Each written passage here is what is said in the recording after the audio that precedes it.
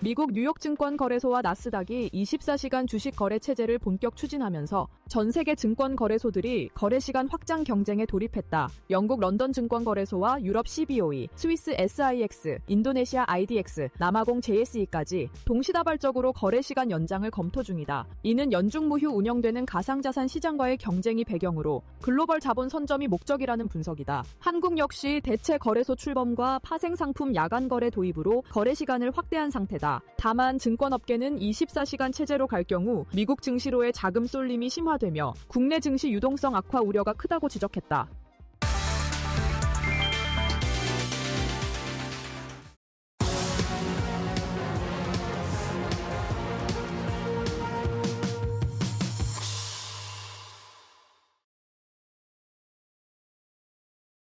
마켓나우 3부 함께하고 계시고요. 계속해서 데일리 아스탁으로 이어가 보도록 하겠습니다. 월요일 데일리 아스탁 오늘 이분과 함께합니다. 독립리서치 P&J 손창현 팀장님 나와주셨습니다. 팀장님 안녕하십니까? 네, 안녕하십니까? 네, 오전장 점검 좀 해보자면요. 일단 지난주에 뉴욕 증시 같은 경우에는 3대 지수 일제 상승으로 마감, 우리 국내 증시 같은 경우에는 한미 무역 협상을 주시하면서요. 오늘 좀 지지부진한 흐름 보이고 있습니다. 뭐 하락 반전해서 지금 현재 음봉의 흐름 두 지수 모두 그리고 있는데요. 오늘 시장 상황 어떻게 보세요? 뭐 이번 주에는 참 확인해야 될 게 많은 시장인 것 같아요. 그래서 관세 관련된 협상도 마무리를 할지 여부를 네. 지켜봐야 될 것 같고요. 그리고 또 미국에서 이제 FOMC 회의 관련된 발표도 진행을 한다라고 보시면 됩니다. 그래서 30일, 31일간 양 이틀에 걸쳐서 FOMC 회의를 하는데 현재까지에 대한 이제 시장에 대한 스탠스는 일단 7월은 금리 동결을 할 가능성이 높을 것 같고요. 그 9월부터 10월, 12월 세 번 정도의 2번 정도 금리 인하를 할 수 있다라는 기대감이 시장에 좀 드리워지면서 주가를 좀 부양을 할 수 있는 기대감이 미국 시장에서는 계속 공존하고 있는 것 같습니다. 하지만 최근에 이제 물가 상승과 더불어서 일단 그 고용 관련된 시장이 여전히 견조한 흐름을 보이고 있긴 하지만 이게 관세에 대한 영향으로 인해서 물가가 조금씩 들쑥날쑥하고 있는 모습을 보이고 있거든요. 그래서 이 어떻게 방향 스탠스를 보이는지를 확인을 해보셔야 될 것 같고, 그리고 이제 2분기 기업들의 실적 발표가 본격화되고 있는 상황입니다. 그래서 미국에서도 이제 매그니피센트 7종목 중에 4종목이 이번 주에 실적을 발표해요. 그래서 수요일 날 메타와 마이크로소프트가 실적 발표를 하고요. 그리고 목요일 날은 애플과 아마존 등이 실적을 발표를 합니다. 그래서 빅테크 기업들이 어떻게 앞으로의 투자를 할 건지, 그리고 실적이 얼마만큼 좋을지 역시 확인을 해봐야 될 것 같고요. 우리나라 기업들도 수요일 날 SKC를 비롯해서 ISC나 그리고 이제 LNF 등이 실적을 발표한다라고 보셔야 될 것 같고요. 그리고 목요일 날은 삼성전자 컨퍼런스 콜이 있습니다. 그래서 삼성전자가 실적에 대한 오늘 여러 가지 호재성 뉴스도 나왔지만 앞으로의 실적이 얼마만큼 더 좋아질 수 있는지 사업 부분별로 확인을 해봐야 될 것 같다라고 말씀드려야 될 것 같고, 그리고 마지막으로는 여전히 이번 주에 관세 협상이 얼마만큼 빠르게 우리나라가 마무리가 되는지가 관건일 것 같아요. 이미 일본과 유럽 같은 경우에도 큰 틀에서는 어느 정도 합의가 이루어진 상황이고, 그리고 유럽도 지금 주말 안에 15% 관세 협상이 마무리가 됐다. 그래서 유럽이 미국에 6천억 달러, 830조 정도를 투자를 하겠다라고 얘기를 하고 있고, 거기에 미국산 에너지도 207조 정도를 구매를 하겠다라고 얘기를 했기 때문에 상당히 미국 입장에서는 우호적으로 협상을 잘 마무리를 지을 가능성이 높아졌기 때문에 우리나라도 거기에 있어서 어떻게 이 관세 협상을 잘 마무리를 지을지를 한번 확인을 해봐야 될 것 같다. 그래서 이런 부분들을 모두 확인해야 되는 시점이 이번 주에 좀 결과가 나와야 될 필요가 있기 때문에 시장 계속 눈치 보기 장세가 이어지고 있다라고 보셔야 될 것 같습니다. 7월 FOMC부터 주요 기업들의 실적 발표 그리고 관세 협상에 대한 부분까지 이번 주 확인할 게 굉장히 많다라는 말씀과 함께 오늘 시장의 흐름 간략하게 짚어주셨고요. 준비해 주신 세 가지 테마와 이슈 또 화면을 통해서 함께 확인해 보도록 하겠습니다. 데일리 아스탁 첫 번째 테마는요. 반도체 파운드리입니다. 삼성전자 파운드리가요. 글로벌 빅테크로부터 22조 7천 원의 각 대규모 계약을 따내면서요. 미 현지에 준공 중인 테일러 공장에 대한 기대감까지 커지고 있습니다. 반도체 파운드리에 대한 부분 체크해 보도록 하고요. 두 번째는요.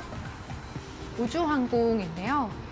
위성 인터넷 서비스입니다. 스타링크와 유텔셋 원앱이 올 하반기 한국에 상륙해서 서비스를 선보인다라고 합니다. 저게도 위성 인터넷 서비스 본격화되는 건지 또 우주항공 관련주들 한번 체크해 보도록 하고요. 마지막은요. 축산물인데요. 8월 1일 미국의 상호관세 부활을 닷새 앞두고요. 한미 통상협상에서 농축산물 개방 여부가 민감한 쟁점으로 떠오르고 있습니다. 축산물 관련주까지 대응 전략 세워보도록 하겠습니다. 네, 저희 데일리 아스탁 첫 번째는 반도체 파운드리인데요. 오늘 삼성전자에 굉장히 희소식이 들려옵니다. 네, 저희 뭐 반도체 전반에 대한 좀 긍정적인 흐름 앞으로 기대해 볼 수 있을지요? 그리고 삼성전자에 대한 전략도 궁금합니다. 파운드리, 그러니까 삼성전자가 최고 네. 고민이 파운드리 사업이 네. 과연 이제 적자에서 흑자로 전환되는지가 관건이었는데 네. 올해 이제 결국 BEP 정도 수준까지는 맞출 수 있지 않겠느냐라는 기대감이 좀 동반이 될 가능성이 높은 것 같습니다.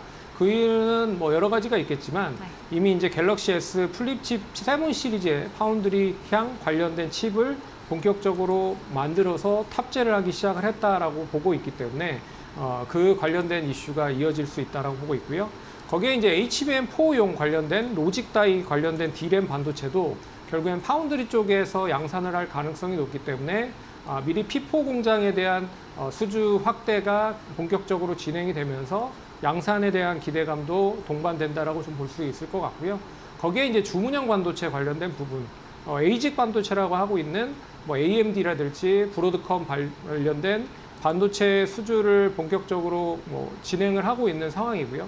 그리고 이제 관련돼서 오늘 뭐 테슬라향 관련된 파운드리 쪽 매출 수주까지도 약 8년간 22조 7천억 정도의 수주를 받았다라고 얘기가 나오고 있기 때문에 올해 뭐 긍정적인 이 파운드리에 대한 시장 자체가 상당히 좀 돌아선다라고 보면 여기에 이제 HBM3나 HBM4에 삼성전자가 뭐 엔비디아 향 관련된 매출만 조금 붙어준다라고 하면 어떻게 보면 SK 하이닉스보다 조금 더 기대감이 먼저 선반영이 될 가능성이 높지 않겠느냐라고 해서 오늘 삼성전자 이제 비메모리 쪽, 파운드리 쪽 관련된 향 밸류체인 종목들이 상당히 좋았다라고 좀 볼 수 있을 것 같고요. 거기에 이제 하반기에 파운드리 쪽에 대한 매출이나 성장세가 얼마만큼 부진을 좀 씻어내는지를 좀 눈여겨보셔야 될 것 같습니다. 참고로 작년에 파운드리 쪽에 대한 적자가 한 4조 2천억 정도 나왔기 때문에 올해 이 적자 폭을 얼마만큼 많이 줄이면서 이 손익분기까지 만들 수 있는지를 좀 눈여겨보셔야 될 것 같다. 그렇기 때문에 삼성전자향 뭐 파운드리 쪽 관련돼서는 일단 관심 있게 좀 보셔야 되는 시점이 있지 않을까라고 말씀을 좀 드려봐야 될 것 같습니다. 뭐 이번 계약을 계기로 해서요, 이 파운드리 사업부의 실적 개선 혹은 또 추가 고객사 확보 등의 긍정적인 효과 기대해 볼 수 있겠다라는 이야기들 나오고 있습니다. 저희 파운드리 반도체 관련해서 좀 볼 수 있는 종목이 있을까요? 네, 워낙 이 파운드리 쪽 관련된 종목뿐만 아니라 네. 이미 반도체 관련된 종목들이 워낙 바닥에 있는 종목들이 많습니다. 네. 그래서 실적이 조금이나마 이제 턴어라운드가 된다라고 하면 조금 더 긍정적인 효과를 누릴 수 있을 것이다라고 보고 있습니다.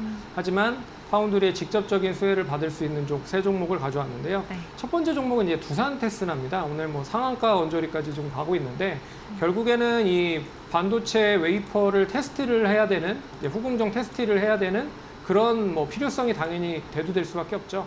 그런 점에서 이 후공정 테스팅 관련된 기업인 두산 테스나 역시나 수혜를 볼 가능성이 높을 것 같고요. 여기에 이제 SoC 관련된 칩 차량용 반도체나 스마트폰 향 관련돼서도 물량이 계속 증가가 되고 있기 때문에 뭐 관심을 좀 가지실 필요가 있지 않을까 그렇게 좀 봐야 될 것 같고요. 두 번째 종목은 이제 AD 테크놀로지입니다. AD 테크놀로지는 뭐 잘 알려진 바와 같이 이제 원래는 TSMC 쪽의 디자인 하우스, 이제 팹리스 설계만 제 반도체를 하고 있었던 회사인데 20년에 삼성전자 쪽 디자인 하우스로 완전히 변경을 했습니다. 그렇기 때문에 관련된 이슈가 당연히 파운드리 쪽에 있다라고 보면 삼성전자에 대한 이슈를 가장 빠르게 좀 흡수할 수 있는 종목이라고 볼 수가 있을 것 같고요. 참고로 동사는 이제 파운드리 2나노 쪽 관련돼서 AI 칩 양산을 하기 위한 여러 가지 준비를 좀 진행을 하고 있다라고 보고 있기 때문에 좀 눈여겨 보셔야 될 것 같고요.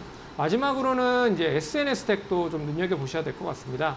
SNS텍은 뭐 여러 가지 사업들을 좀 진두지휘를 하고 있긴 하지만 그 중에서도 이제 파운드리 메모리향 노광 공정 쪽 관련된 펠리클이나 블랭크 마스크를 제조하고 있는 업체다라고 보고 있기 때문에 뭐 미세화라든지 파운드리 쪽에 대한 여러 가지 생산이 된다라고 보면 결국에는 이 블랭크 마스크나 펠리클에 대한 수요는 계속적으로 많이 증가가 될 수밖에 없다라고 보고 있어서 SNS텍도 관심 있게 보셔야 될 종목이다라고 말씀을 드려야 될 것 같습니다. 반도체 파운드리 쪽에서 오늘도 역시나 3가지 종목 준비해 주셨습니다. 긍정적으로 볼 수 있는 종목들 두산 테스나와 AD 테크놀로지, SN, STEC까지 정리해 보도록 하고요. 두 번째는 우주항공입니다. 하반기에 이제 저궤도 위성통신이 본격화된다면 좀 국내 관련주들 어떤 종목들 볼 수 있는지도 궁금하고요. 우주항공 관련해서는 어떤 이야기 또 준비해 주셨을까요? 이게 저궤도 위성이라고 하는 게 네. 우리나라에는 별로 사용이 안 될 수도 있습니다. 왜 그러냐면 결국에는 저궤도 위성이라고 하는 거를 뭐 다양하게 많이 사용하고 있는 나라들을 보면 네. 결국엔 인터넷을 사용하기 위한 인프라가 구축되지 못한 그런 나라들에 주로 많이 사용이 되거든요.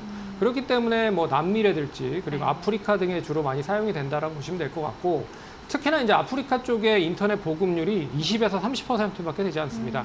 그런 거를 감안을 해봤을 때는 이제 낮은 궤도의 위성을 띄워서 네. 그 위성을 이용을 해서 인터넷을 사용하게끔 그런 이제 인프라 구축을 하는 그런 사업이라고 보시면 될 것 같아요. 그래서 우리나라 쪽에는 이제 2개 기업이죠. 앨런 머스크가 보유를 하고 있는 스타링크가 있고요. 그리고 영국 쪽 유텔셋 원탑이라고 하는 업체가 이제 하반기부터 본격적으로 사업을 진행을 하려고 준비를 하고 있다라고 보시면 될 것 같고, 참고로 이제 스타링크는 SK텔링크와 KT와 계약을 해서 준비를 하고 있는 상황이고요. 그리고 유텔셋 원탑은 영국과 그리고 영국 회사이고요. KT나 하나시스템과 더불어서 계약을 하고 있다라고 생각을 하시면 될 것 같습니다. 그래서 맨 처음에는 B2B를 먼저 진행을 하면서 일단 뭐 선박이라든지 이제 섬 같은 곳에 사용을 하기 위해서 저궤도 위성을 사용을 할 수 있는 그런 시스템을 만들 수 있다라고 볼 수가 있기 때문에 관심을 좀 가지실 필요가 있을 것 같고요. 국내 쪽에서도 뭐 이런 사업들을 같이 영위를 하고 있는 기업들도 잘 보셔야 될 것 같지만, 일단 우주항공 사업은 결과적으로 이제 방산 사업과 같이 중복이 되는 사업들이 많습니다. 그런 점에서 우주항공만 이렇게 하는 기업들 같은 경우에는 실적이 상당히 좀 부진할 수 있다라고 보고 있기 때문에 캐시카우를 이제 방산 쪽에 안전하게 놓고 그리고 이제 우주항공 사업을 같이 연계를 해서 사는 그런 기업이 좀 관심 있게 좀 보셔야 될 그런 기업들이 아닐까라고 볼 수 있기 때문에 오늘도 그런 종목들 위주로 좀 뽑아왔다라고 말씀을 드려야 될 것 같습니다. 우주항공과 방산 좀 동시에 하고 있는 기업들 중에 좀 긍정적으로 볼 수 있는 종목이 있다면요? 제일 잘 알고 네. 계신 기업이 한국항공우주입니다. 이미 뭐 여러 가지 이제 그 전투기 등을 많이 만들 수 있는 네. 기술을 보유를 하고 있잖아요. 그래서 T-50이라든지 뭐 수리온이라든지 송골매 이런 거를 이제 만들고 있는 업체고요. 거기에 대한 안정적인 수익을 바탕으로 이제 저궤도 위성 관련된 기술을 2030년까지 계속 개발을 하고 있다라고 생각을 하시면 될 것 같습니다. 그래서 첫 번째 종목 한국항공우주는 방산으로도 같이 연계가 되면서 상승을 하고 있기 때문에 관심 있게 좀 보셔야 될 필요가 있을 것 같고요. 두 번째는 이제 세트랙아이라고 하는 회사입니다. 이 회사 자체로는 이제 한화 쪽 그룹의 계열 회사라고 생각을 하시면 될 것 같아요. 그렇기 때문에 한화 같은 계열의 여러 가지 수주의 모멘텀을 역시 받고 있다라고 생각을 하시면 될 것 같고요. 위성 탑재하는 데 있어서 탑 체제의 부품을 개발 및 제조를 하고 있는 업체다라고 생각을 하시면 될 것 같습니다. 그래서 누리호 발사 및 여러 가지 발사를 계속적으로 하면 할수록 동사의 그런 위성 발사체 관련된 탑재가 될 수 있는 부품과 여러 가지 제품들이 많이 사용이 될 수밖에 없다라고 볼 수가 있을 것 같고요. 우주항공청이 45년까지 달까지의 경제기지를 만들 거다라고 얘기를 하고 있기 때문에 일단 우주항공 관련된 부분에 있어서는 계속 위성 발사를 많이 할 수 있을 가능성이 높아서 관심 있게 좀 보셔야 될 필요가 있을 것 같고요. 마지막 세 번째 종목은 이제 인텔리안테크라고 하는 회사인데, 이 회사는 이제 그 저궤도 관련된 안테나를 만들고 있는 업체입니다. 근데 그 앞에서 얘기를 잠깐 해드렸지만 유텔셋 원탑이라고 하는 이제 영국 회사에 저궤도 평판형 안테나를 본격적으로 공급을 하고 있기 때문에 거기에 대한 수혜가 좀 본격화될 가능성이 높고요. 하지만 뭐 실적이 상당히 좀 부진한 그런 모습들이 나타나고 있어서 이 부분을 하반기에 얼마만큼 빠르게 해소를 하는지가 관건일 것 같다라고 보고 있기 때문에 결과적으로 이 저궤도 위성 관련된 여러 가지 안테나를 하반기에 얼마나 많이 공급을 하면서 실적이 빠르게 회복이 되는지 이 부분을 중점적으로 살펴보시면 좋지 않을까라고 봐야 될 것 같습니다. 하반기에 본격화될 수도 있는 적에도 위성 인터넷 서비스 관련해서 좀 긍정적으로 볼 수 있는 종목들 3가지 짚어주셨습니다. 포인트들 참고해 보시길 바라겠고요. 네, 마지막은 축산물인데 미 관세 협상 테이블에 뭐 자동차 반도체뿐만 아니라요, 이 농축산물을 우리 한국에서 협상 카드로 사용할 수도 있다라는 이야기가 나오면서요. 축산물 관련주들에는 과연 어떤 영향을 미칠지도 궁금하고요. 어떻게 봐야 될까요? 아무래도 이제 네. 미국과 우리나라 협상을 진행을 하는데 다른 네. 나라들 협상을 한 거를 보면 어느 정도 이제 예측을 할 수 네. 있다라고 좀 볼 수 있습니다. 가장 비슷한 게 이제 일본이라고 볼 수가 있는데 일본이 농산물 관련된 시장을 완전히 개방을 했죠. 그리고 우리나라도 그런 부분에 있어서 농산물 개방을 조금 더 확대를 할 가능성이 높을 것 같고 네. 거기에 축산물까지 아마 개방을 좀 더 확대를 할 가능성이 높지 않겠느냐라고 보고 있는 부분입니다. 그래서 거기에 대한 수혜를 볼 기업들이 결국에는 이제 농축산물 관련된 수입 유통이라든지 수입을 많이 하고 있는 기업들이 당연히 수혜를 받을 가능성이 높다라고 보고 있기 때문에 관심 있게 좀 보셔야 될 필요가 있을 것 같고요. 하지만 이 관세라고 하는 트리거로 인해서 상승을 많이 하고 있는 그런 모습들이기 때문에 실적이 얼마만큼 많이 증가가 되는지는 것보다는 이슈에 의한 상승이라는 것을 감안을 해보면 단기적인 이슈에 대한 상승이라는 것도 감안을 해서 일단 트레이딩을 해보아야 될 필요가 있지 않을까 그렇게 좀 말씀을 드려봐야 될 것 같습니다. 미국과의 협상 품목 안에 이제 농산물이 포함되어 있는 거고요. 뭐 쌀, 소고기 등의 특정 품목을 명시하진 않았지만 이제 시장 개방 가능성에 대한 이야기 나오고 있습니다. 단기적인 트레이딩 관점에서 지켜볼 필요가 있겠다라는 말씀 해주셨는데요. 종목은요? 첫 번째 종목은 이제 미트박스라고 하는 네. 회사입니다. 뭐 잘 모르시는 분들이 많으실 것 같아요. 저도 잘 모르는 기업이었는데 오늘 좀 검색을 해보니까 이 업체가 이제 미국 관련돼서 여러 가지 이제 축산물 관련된 전문 전자상거래 플랫폼을 보유하고 있는 기업이다라고 보시면 될 것 같습니다. 그래서 뭐 이 축산물을 이용을 하는 데 있어서 이 동사의 플랫폼을 이용을 해서 고기나 여러 가지 제품들을 사용을 할 수 있게 만들 수 있다라고 생각을 하시면 될 것 같아요. 그래서 쉽게 뭐 생각을 해봤을 때는 이 뭐 이커머스의 뭐 대장인 쿠팡을 어떻게 보면 축산물 쪽으로 좀 세분화 시켰다, 세분화 용도로 만들었다라고 볼 수가 있는 그런 회사라고 보시면 될 것 같습니다. 그래서 미트박스 좀 관심 있게 보시면 좋을 것 같고요. 근데 이제 신규 상장 종목이기 때문에 결과적으로 단기적인 흐름이 얼마만큼 조금 진행이 될 수 있을지는 일단 조금 최근의 추이로 봤을 때는 이 관세 협상에 대한 기대감이 가장 크기 때문에 상승을 양호하게 좀 진행을 했다라고 보고 있지만 뭐 실적이 완전하게 그렇게 굿하게 뭐 돌아서는 그런 흐름은 아니기 때문에 단기적으로 볼 필요가 있다라고 말씀을 드려야 될 것 같고요. 두 번째 회사는 이제 한일사료라고 하는 회사입니다. 이 회사도 일단 결국에는 이제 미국 법인의 그 관련된 수입육 유통 업체를 보유를 하고 있어요. 그래서 그 업체 K미트라고 하는 업체에 100% 지분을 보유를 하고 있어서 이 관련된 이제 수입육 유통이 확대가 되면 될수록 동사도 당연히 이제 관련된 매출은 증가가 될 수 있다라고 보고 있는 점도 눈여겨 보셔야 될 것 같습니다. 그런 점에서 지금 주가는 좀 바닥권에서 움직이고 있기 때문에 뭐 이 단기적인 상승이 이 농축산물 관련된 부분으로 관세 협상 관련된 얘기가 나오면 한 번 정도는 반등을 할 수 있다, 강하게. 그런 점에서 관심 있게 보시면 좋을 것 같고요. 마지막은 이제 이지바이오입니다. 이지바이오는 이제 다른 업체와는 좀 틀리게 어떻게 보면 이제 배합사료 그리고 기능성 첨가제를 만들어서 파는 업체예요. 근데 왜 이 관련돼서 미국 관세 협상으로 축산물 관련된 부분이 유통 부분이 확대가 되면 동사의 수혜가 되느냐? 이 회사가 이제 작년에 미국 관련된 첨가제, 축산물 첨가제 관련된 회사, 배합사료 회사를 인수를 했습니다. 그렇기 때문에 만약에 뭐 지금 다양한 관세로 인해서 농축산물 미국 시장이 확대가 되면 결과적으로 축산물에 대한 배합사료는 당연히 늘어날 수밖에 없기 때문에 동사에 대한 수혜가 올해부터 본격화될 가능성이 높다라고 좀 보고 있기 때문에 그 관련된 부분으로 보시면 좋지 않을까 그렇게 봐야 될 것 같고요.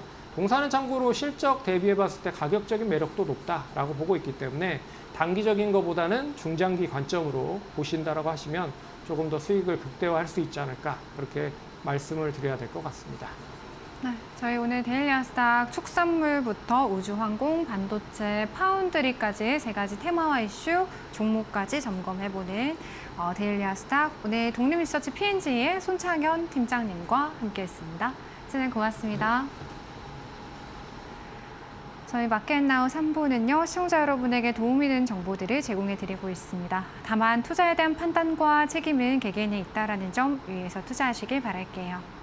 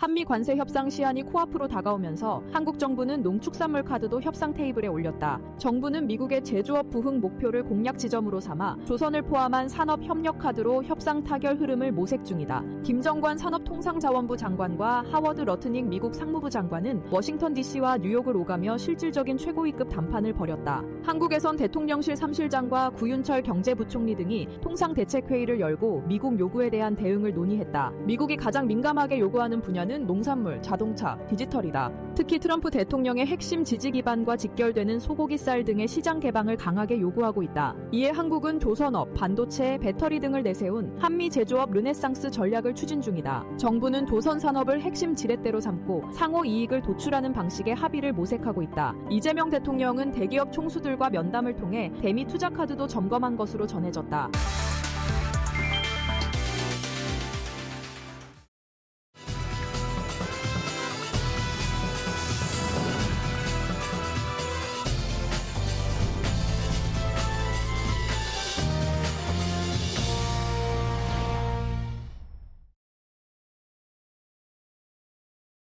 매일 명쾌한 코칭으로 수익의 길을 열어드리고 있습니다. 데일리 마켓 코칭 이데일리 TV 서동구 전문위원님과 함께합니다. 위원님 안녕하십니까? 네, 안녕하세요.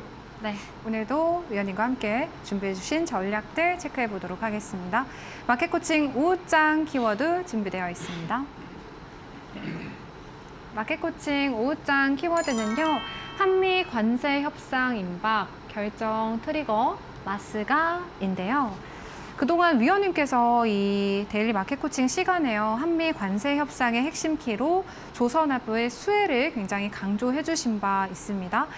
8월 1일 시한을 앞두고요. 이제 미국 측에 우리 정부가 마스가라는 이름을 붙인 수십조 원 규모의 조선업 협력 프로젝트를 제안했다라는 내용 전해지는데요. 주요 내용들과 전략 좀 말씀해 주신다면요. 네, 말은 참 잘 짓는 것 같습니다. 그렇죠? 마가에다가 이제 네. 조선의 부활 프로젝트라고 해서 쉽빌딩 해서 이제 마스카라고 아주 그냥 전격적으로 조선 업계와 우리 정부가 머리를 맞대고 새로운 용어를 또 이렇게 만들어낸 것 같습니다.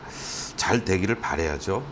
어떤 면에서 보면은 우리가 협공을 당하는 듯한 모습입니다. 일본하고 했죠. 또 EU도 거의 뭐 관세는 이제 15%로 기정사실화. 특히 이제 EU 같은 경우에는 6천억 불, 일본이 5천억 불. 우리가 지난번 시간에도 얘기했지만 1,000억 불 제시하려고 했는데 결국은 방미도 못하고 네.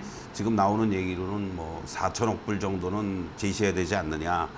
참 국가적인 어떤 GDP 수준이라든가 이런 부분을 봤을 때 상당히 고록스러운 부분은 사실인 것 같습니다. 그러면서 이제 내놓은 카드가 트럼프도 집권을 하자마자 바로 조선업 협력과 관련된 것을 요청했다라는 것. 이걸 연결고리로 하면서 우리가 뭔가 좀 더 좋은 협상안을 준비하는 게 아니냐라고 볼 수 있을 것 같습니다. 뭐 건조 능력을 비롯해서 기술 이전이라든가 인력 양성이라든가 공동 생산 등 아주 다방면에 걸친 그런 안을 준비한다라는 내용이 되겠고요. 미국이 군함이라든가 유조선, 쇄빙선 등 장기 발주 시에는 최우선적으로 이들 제작 납품을 하겠다라는 이런 안도 포함이 되어 있는 것 같습니다. 대표적인 그 두 축이 결국은 이것은 이제 이 조선업계하고 정부하고 같이 머리를 맞대고 나온 그런 내용들이고 그 동안에도 거론됐던 그러한 부분들이 되겠습니다만은 바로 HD 현대그룹, 뭐 HD 현대중공업을 비롯해서 미국의 현지 기업인 에디슨사와 중형 컨테이너선 공동 건조하기로 이미 약정을 맺은 바가 있는 거고요. 또 최대 방산 조선업종인 헌팅턴 이걸스와 함께 MOU도 체결했다라는 각 기업별로도 활발하게 움직이고 있다는 것을 보여주고 있는 거고 현대비포조선이 가지고 있는 또 군산 조선소가 결국은 미 해군 MRO 기지로서의 가능성도 지금 거론이 되면서 전북도에서도 이 부분에 있어서는 상당히 쌍수를 들고 환영하는 상당한 그런 어떤 일자리 창출, 경제적인 효과, 뭐 20조 원 정도의 규모가 예상이 된다라는 얘기까지 지금 나오고 있을 정도로 물론 이제 만약에 군산 조선소가 해군 MRO로 전진 기지화 됐을 때 운영 주체가 누가 될 것이냐 이런 논란이 있긴 하겠습니다만은 이런 안 자체가 나온다라는 것 자체가 의미 있는 그러한 것들 아니겠느냐라고도 볼 수 있을 것 같습니다. 또 하나 이제 그 큰 축이 이 하나오션이 되겠는데요. 뭐 다 아시겠습니다만은 필립 조선소에 지분을 매입을 했고 LNG 운반선 공동 건조를 구축할 것으로 이렇게 알려지고 있고요. 무엇보다도 미국 현지에 있는 호주 방산업체 오스탈 100% 지분을 확보하기로 지금 진행이 되고 있죠. 미국에서도 이 부분에 대해서는 승인을 득한 그런 내용도 우리가 전해진 바가 있습니다. 결국 이러한 것들을 본다라면 HD 현대그룹을 포함한 H현대중공업이라든가 하나오션, 뭐 하나시스템 또 삼성중공업을 비롯해서 HJ 중공업이라든가 하나엔진, 현대마린엔진 뭐 이런 관련 기업들에 대한 기대감은 더욱 커질 가능성이 높지 않을까 이런 말씀을 좀 드릴 수가 있겠고 HD 현대중공업의 주가는 우리가 체리픽 종목에도 여러분들께 7월 초에 말씀을 드린 바가 있으니까 오늘 52주 신고가를 낸 하나오션의 위치를 한번 여러분들 한번 보시도록 하겠는데요. 자, 하나오션 같은 경우에도 실질적으로 보면은 많은 분들이 걱정도 했습니다. 제가 여러분들에게 종목 상담 코너에서도 그랬고 주가가 9만 원 이상 이렇게 넘어갔던 흐름 이후에 가격과 기간 조정을 거치면서 8만 원도 이탈되는 이러한 모습 속에 상당히 걱정스러운 그러한 문의도 제가 많이 받은 바가 있었습니다만은 그때마다 오히려 여러분들이 보유하고 계신 분들은 당연히 홀딩이고 그리고 없으신 분들이라든가 추가 매수도 할 수 있는 자리들이 이 8만 원 초반이라든가 그 이하 자리에서는 걱정 없이 대응하셔도 좋습니다라고 강조를 드린 바가 있습니다. 결국 뭐 새로운 먹거리라는 차원도 있겠지만은 어떠한 국가적인 이런 관세 협상에 이 조선업이라는 것이 중심축이 된다라는 거는 단순하게 주가가 뭐 상승한다 하락한다를 떠나서 어떠한 면에서는 중장기적인 관점 속에서 우리가 조선업이 한 단계 더 소위 말하는 점법을 할 수 있는 그런 계기가 될 수 있는 거다라는 것이 오늘 단숨에 이렇게 거래도 급증을 해주면서 52주 신고가를 내는 이러한 모습을 보여주었는데요. 일부에서는 12만 원에서부터 목표가를 상향 조정이 되고 있는 이러한 상태이긴 합니다만은 이 지금 월봉의 모습을 여러분들 잠깐 보시면요. 저는 개인적으로 이번 구간에서 주가가 이제 96,000원에 대한 하방을 잘 잡아준다라면은 1차적으로 12만 원, 2차는 15만 원 이상을 넘어갈 수 있는 그런 흐름들을 보일 수 있다라는 관점에서 새로운 또 50주 신고가를 내는 조선 중에서의 타핑 역할을 또 하나오션이 해줄 가능성이 높다. 이런 관점으로 접근하셔도 좋겠다라고 말씀을 드리겠습니다. 미국 측에서요, 그동안 한국의 조선업에 대한 계속해서 높은 관심도를 좀 비춰왔었고, 양국 간의 상호 합의 가능한 방안을 만들어가는 과정 안에서요, 조선 협력에 대한 부분 다시 한번 좀 강조되고 있습니다. 그간에 또 위원님께서 계속해서 강조해 주셨던 조선업이기도 하고요. 뒤에서도 말씀을 드리겠습니다만, HD 현대중공업 같은 경우에는 공략해 주신 이후에 20%대의 지금 상승률 만들어내고 있다는 점, 그리고 하나오션의 경우에도 추후에 조선업 내에서의 탑픽 종목 될 수 있겠다라는 말씀으로 정리해 보도록 하겠습니다. 이어서 마켓 코칭 우후장 전략으로 이어가 보도록 하겠습니다. 마켓 코칭 우후장 전략은요, 삼성 22조 수주 폭탄 수혜주 주목하자라고 준비해 주셨는데, 오늘 이제 삼성전자 측에서요, 22조 7천억 원 규모의 파운드리 부문 대규모 수주 소식이 들려옵니다. 삼성전자 자체도 강하고요. 앞으로의 향방 또 관련주들의 훈풍 지속 가능할지도요, 궁금합니다. 저는 오늘 삼성전자의 이런 수주 소식과 관련돼서 또 어떻게 보면은 좀 논란도 있는 것 같아요. 규모가 한 23조 규모긴 하지만은 네. 실질적으로 8년 5개월, 개월수로 따지면 100개월이더라고요. 네. 그러면은 1년 단위로 기준으로 한다면 한 2조 3천억 정도에 불과하다. 전체 매출에서 7.5%, 8% 정도밖에 안 된다. 이렇게 좀 폄하하는 쪽도 있는 거고, 저는 개인적으로 봤을 때요, 아마 삼성전자가 100개월치를 한꺼번에 이렇게 발표를 해서 우리 엄청난 수주를 했어라고 뻥튀기를 하려고 그랬는지 몰라도 이 정도의 규모의 수주를 발표한 것도 몇 년 만에 보는 일인 것 같아요. 그렇지 않습니까? 네. 결국은 이 얘기는 무슨 얘기냐면, 그동안에 삼성전자가 6만 원 이하에서 6만 원대 중반까지 이재용의 사법 리스크가 해소된 이후에 이제 6만 원을 훼손시키지 않으면서 직전 고점 6만 8천 원을 돌파하고 7만 원을 회복하려는 이런 과정 속에서는 그동안 저평가돼 있고 사법적인 리스크에서 이제 해방이 됐다.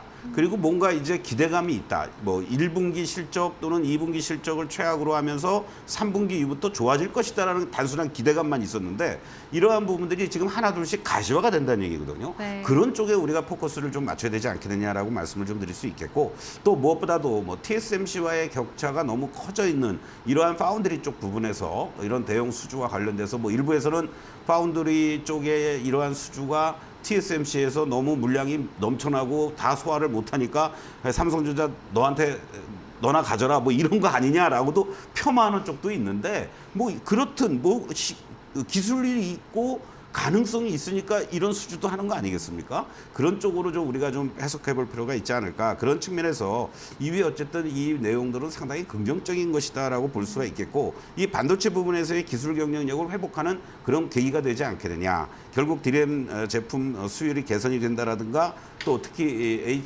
HBM4 품질 향상에 대한 기대감이 계속 고조가 되면서 엔비디아에 대한 납품 시기도 곧 발표가 될 가능성이 있다라는 그런 기대감, 이것이 이제 실망감으로 또 바뀌는 게 아니라 정말로 가시화되는 이런 모습들이 이루어진다라면 계속 강조드렸듯이 이번 구간에서 삼성전자 7만 원 이상으로 넘어갈 수 있는 계기가 되는 거고, IT 소부장뿐만이 아니라 특히 그동안 너무 위축되었던 이 우리가 흔히 얘기하는 디자인 하우스 업체들, 이들 쪽에 대한 기대감은 더 커질 수 있지 않겠느냐, 이러한 말씀을 좀 드릴 수가 있을 것 같습니다. 그래서 오늘 시장에서도 마치 울분을 토하듯이 이 일부 디자인 하우스 관련한 종목들이 급등하는 모습들을 보여주는데, 오늘 같은 날 쫓아가는 것보다는 언제 새로운 저점이 나와주면서 반등의 계기를 만들어줄 수 있는 그런 어떠한 발표가 오늘 삼성전자의 22조 수주 소식으로 하나의 계기가 되지 않겠느냐. 앞으로도 더 좋은 그런 기대감을 또 소식을 기다리면서 삼성전자의 추가 상승 관련된 밸류체인들, 이 파운드리 쪽에서도 우리가 긍정적인 그러한 흐름으로 접근하자라고 말씀을 좀 드리겠습니다. 이 삼성전자의 파운드리 사업 쪽이요, 계속해서 적자가 누적되고 있었잖아요. 이번 계약으로 인해서 사업 실적 조금 회복될 수 있을지에 대한 부분들, 또 그동안의 부진을 극복할 수 있는 전환점을 마련한 게 아닌가라는 긍정적인 평가들 나오고 있습니다. 삼성전자 지금 현재 구간에서 7만 원 선 목전에 두고 있거든요. 차트 좀 보면서 설명해 주시면 좋을 것 같고요. 추가적으로 또 볼 수 있는 종목 있을지요? 네, 그렇습니다. 삼성전자는 이제 여러분들께 다시 한번 말씀드리지만 일봉의 모습을 먼저 좀 보시겠는데요. 지난 6만 2천 원에 대한 이 저항을 돌파를 해주면서 이제는 6만 2천 원에 대한 기대감을 계속 커질 수 있는 그러한 모습으로 나타나고 있다라고 보시면 좋을 것 같습니다. 그리고 이번 구간에서 이제 6만 8천 원에 대한 저항을 제가 여러분들께 이제 제시해 드렸었는데, 바로 이제 6만 8천 원을 만약에 돌파가 이루어진다라면은 그 다음 자리가 이제 결과적으로는 여러분들 이 8만 원을 향해 가기 직전에 7만 5천 원이 놓여져 있습니다. 그렇기 때문에 이번 구간에서 삼성전자가 추가 상승이 이루어진다라면 단기적으로 이제 또 넘어야 될 허들은 7만 5천 원. 그 자리가 이제 또 돌파가 돼준다면 뭐 8만 원, 9만 원을 향해서 다시 한번 갈 수 있는 항해가 시작이 됐다. 이런 관점으로 여러분들이 조금 더 이제 고생하신 분들은 뭐 예를 들어서 뭐 1년 이상 뭐 이렇게 고생하신 분들은 뭐 6개월 내지 1년 이상 고생하시면서 그동안에 보상을 받을 수 있는 반전을 만들 수 있지 않을까, 이런 말씀을 좀 드릴 수 있겠고, 또 공교롭게 이제 지난주에 제가 5시부터 진행하고 있는 종목 상담 시간에서 말씀을 했던 대표적인 종목들이 이 디자인하우스의 AD 테크놀로지라든가 가온칩스에 대해서 걱정들을 많이 하셨습니다. 그래서 제가 이런 말씀을 드렸어요. 지금은 AD 테크놀로지를 보고 계시지만 결과적으로는 이러한 종목들이 1차적인 바닥을 확인해 줬고 한 단계 레벨업 한 다음에 숨고르기를 해주고 있다. 그러면 이 저항을 돌파하기 위해서는 삼성전자 쪽에서 뭔가 가시적인 게 나와야 된다. 이런 말씀을 드린 바가 있었습니다. 그게 이제 오늘 나와준 거죠. 만약에 삼성전자의 수주 소식이 나왔음에도 불구하고 AD 테크놀로지 같은 종목이라든가 또는 그 지난 시간에 말씀을 드렸었던 이 가온칩스 같은 종목이 그와 같은 기대감이 반영이 안 됐다면 오늘 아무 의미가 없는 흐름이 나왔겠죠. 근데 이렇게 반응을 해 주었다라는 거는 그동안 어떤 면에서는 삼성이 수주를 받았으니까 그러한 부분들을 가온칩스라든가 AD 테크놀로지와 협업 관계를 같이 이루어진다는 얘기죠. 그렇다면 이러한 기업들의 매출단이라든가 영업이익이라든가 이런 부분이 충분히 개선될 수 있는 여지가 지금 이 가온칩스도 보고 계십니다만은 충분히 나타날 수 있는, 이 바닥권을 탈출해 주면서 횡보한 이후에 대량 거래가 수반이 되주면서 장대 양봉이 나왔다라는 거 아주 긍정적인 모습이고요. 보유하고 계신 분들은 당연히 홀딩의 관점. 이제는 요 5만 원을 안착하고 돌파하기 위한 물량 소화 과정이 조금 더 필요하겠죠. 추가 상승에 대한 기대감 얼마든지 클 수 있으니까 AD 테크놀로지라든가 뭐 이 가온칩스 그리고 나머지 종목들도 여러분들이 계속 관심을 가져도 큰 무리는 없다. 이렇게 말씀을 드리겠습니다. 네, 관련해서 뭐 삼성전자, AD 테크놀로지, 가온칩스까지 기술적인 분석 좀 도와주셨고요. 참고해 보시길 바라겠습니다. 이어서 바로 마켓 코칭 우후장 관심주 시간으로 넘어가 보도록 할게요. 매주 월요일은요, 저희 지난주에 좀 소개해 주셨던 체리픽 주요 종목들 점검해 보고 있는데요. 어떤 종목부터 도와주실까요? 네, 제가 이제 6월 30일부터 뭐 다양하게 화장품 관련주라든가 이렇게 네. 하고 7월 달 들어와서는 이제 오히려 여러분들이 소위 우리가 조방원전 네. 관련해서 흔들릴 때마다 여러분들 요 정도 가격에서는 매수하면 좋습니다라고 말씀을 드렸죠. 가장 대표적인 게 조선업종 하면은 뭐 여러 종목도 있지만 대장주를 여러분들이 공략해야 됩니다라고 하면서 말씀드렸던 게 지난 7월 8일 날 HD 현대중공업이었습니다. 네. 그 당시 때 38만 5천 원. 그러니까 이 38만 원, 그러니까 쉽게 얘기하면 40만 원 밑에서 여러분들이 충분히 공략할 수 있었던 그런 위치들이었습니다. 그런데 이러한 종목들이 지금 여러분들 보세요. 순간적으로 하락하면서 7월 7일 날 이 37만 원도 갔던 흐름이었고, 제가 여러분들께 7월 8일 날 요 40만 원 밑에서 공략 충분히 가능합니다. 더 빠지지 않고 횡보해주는 모습이었다라는 거죠. 가격 조정은 여기서 마무리가 됐던 거였죠. 그리고 나서 여러분들이 충분히 횡보하는 구간에 매수를 하고 조금만 1, 2주만 있었으면 벌써 이 고점을 기준으로 했을 때도 26%의 수익. 그러면 지금 자리에서 이제 야, 뭐 조선업종이 지렛대 역할이라니까 내가 오늘 쫓아가서 사야지 라고 하시면 또 여러분들은 고점에서 단기적으로는 또 물릴 우려가 있다라는 거예요. 그런 측면에서 이제는 여러분들 보유하고 계신 분들은 조금 더 수익을 즐기셔도 괜찮지만 신규로 진입하실 분들은 한 템포 늦췄다가 공략해 들어가는 이러한 전략이 지금은 어느 때보다도 필요하다. 이렇게 다시 한번 강조를 좀 드리겠고, 현재 시점에서 보면은 아까 말씀드렸던 하나오션 같은 경우는 이미 52주 신고가를 돌파했죠. 이 종목 역시 지난 6월 7일 날 53만 원, 이때는 이제 프리마켓에서 개장 초부터 상한가가 들어갔던 그런 의미니까 여러분들 뭐 큰 의미가 없고, 이 가격을 향해서 순항할 수 있는 흐름들로 진행되면서 이 바로 직전의 고점 47만 6천 원이 이제 빨리 넘어가고 안착해 주느냐, 그 관점을 여러분들이 좀 더 보시면서 대응하면 좋겠다라고 말씀을 드리겠습니다. 두 번째 종목으로는 또 역시 대표적으로 바이오 쪽들이 순환 흐름들이 계속 이루어지는 상태 속에서 급등하고 있는 것들 쫓아가기보다는 여러분들 이 100만 원 초반이라든가 이제는 100만 원이 쉽게 안 무너질 것 같습니다라고 하면서 11일 날 106만 원에 여러분들이 매수할 수 있는 타이밍들을 제시해 드렸던 거죠. 바로 이 흐름들 이후에 순간순간 눌림목이 연출되지만 주가는 한 단계씩 이렇게 레벨업 되려는 이러한 모습들을 계속 보여주고 있습니다. 뭐 실적도 서프라이즈 나왔죠. 하반기로 가면 갈수록 매출이라든가 영업이익은 더욱더 개선될 것으로 이렇게 예상이 되니까 이러한 종목들을 뭐 단기 뭐 5, 6%, 뭐 10% 수익 나왔다고 매도하는 게 아니라 이런 종목 정도는 꾸준하게 여러분들 우상향하면서 중장기적인 관점으로 접근하셔도 괜찮다라고 말씀을 드리겠고, 지금 뭐 효성중공업을 중심으로 산유전기라든가 이러한 종목들이 신고가를 내면서 급등하는 이러한 패턴들이 연출이 되고 있습니다. 자, 2분기 실적과 관련돼서 다소 좀 미스가 나긴 했지만은 HD 현대일렉 같은 경우에도 이 52만 원 바로 7월 1일 날 고점을 돌파한 이후에 제가 여러분들께 이제 15일 날 흔들림 없이 오히려 매수할 수 있는 타이밍들입니다라고 하면서 강조를 드렸고요.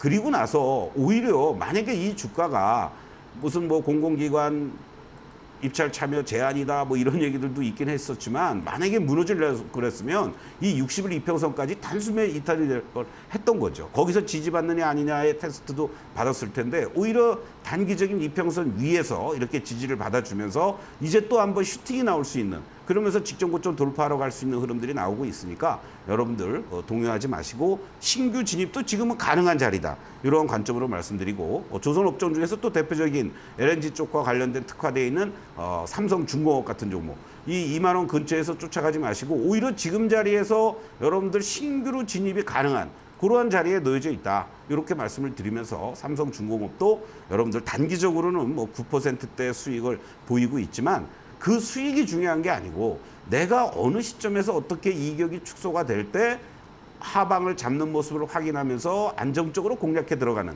이런 타이밍들이 지금 나타나고 있다는 거, 그런 시점들을 여러분들이 노리면서 접근해 나가면 좋지 않을까, 이런 말씀을 좀 드릴 수가 있습니다. 그리고 마지막으로 바로 2차 전지 쪽에서 모처럼 만에 여러분들 관심 종목으로 제가 드립니다라고 하면서 에코프로비엠을 말씀을 드린 바가 있어요. 자, 에코프로비엠의 경우에도요, 이렇게 단기간에 급등한 이후에 어떻게 되고 있습니까? 급격한 가격 조정이 이루어지는 게 아니고 결국은 2, 3일 동안에 걸쳐서 숨고르기 이후에 재차 단기 이평선 위에서 거래도 감소된 상태에서의 이 직전 고점을 돌파 시도하려는 이러한 모습들은 2차 전지 쪽들 관련해서는 아직 쉽게 무너지지 않고 한 단계 더 레벨업 될 수 있는 그러한 자리가 나올 수 있다라고 말씀드리고, 에코프로비엠 기준으로는 여기서 만약에 추가적인 슈팅이 이루어진다면요, 바로 이 직전의 고점대들이 놓여져 있는 요 12만 원부터 13만 원 라인까지 충분히 갈 수 있는 그러한 어떤 모습들을 보여주면서 큰 욕심 안 내더라도 여러분들이 여기서 최소한도 10% 이상의 추가 수익률 나올 수 있지 않을까, 이런 말씀 드리겠습니다. 지난 한 주간 소개해 주셨던 5가지 종목에 대한 추가 전략들 세워주셨습니다. 데일리 마켓 코칭 이데일리 TV 서동구 전문위원님과 오늘 함께했습니다. 위원님 고맙습니다. 저희 마켓나우 3부 오늘 준비한 내용은 여기까지입니다. 저희는 내일 오후 1시에 다시 인사드리도록 할게요. 오늘도 함께해 주신 여러분 고맙습니다.